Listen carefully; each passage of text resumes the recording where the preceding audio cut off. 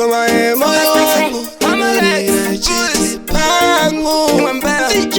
satse moyo wangu teach my ndefu sumret koinda vakusongotisi chandakatadza chiko iwe wainivimbisa uchiti anesomofe ndakakusiya mdiwa ndingatosisiya inini ukati anesomofe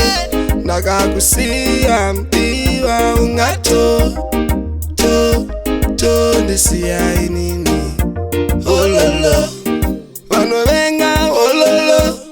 vanoniseka ololo hanzi aripiko wawaifaira naye waindivimbisa ndichikusimbisa wakundiimbisa I'm thinking wakutondiitisa ndini ndakatokutambidza skiri wakundiita sendisina tiri wakunditenderedza kunge viri stiri wachinzwa chikwiri my emotions andisarira kundiisa muchisarira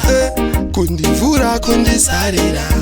aiwa ndakazviparira ini zvizvangu ndiri loki uchandifunga kunge roki andisomofe ndakakusiya mdiwa ndingatosisiya inini andisomofe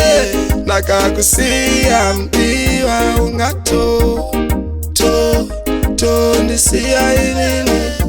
ololo anondivenga ololo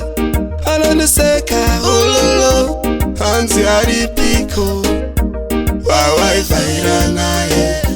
life yangu aichasi nice voice rangu iyi handikutaura isi pies funzai voice rangu rekusuper spice anokudza kuti ndakutokwata kunge rice kuti nichamuwana achandidawo here kare kangu ndaitomboti handipererwe ndichiti nini handipererwe ndingatoperwere ndichizvitozimutare chiona indaiswa nyere anondida ayenda handisisina apaka hapana dombo zvakunditina iye ari kutina ine ndine boys tiri kupesi ndichingonzi zvichaita tintina handizombofe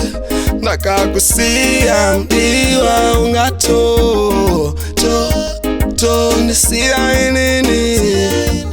handizombofe ndakakusiya mdiwa ndingatosisiya inini ololo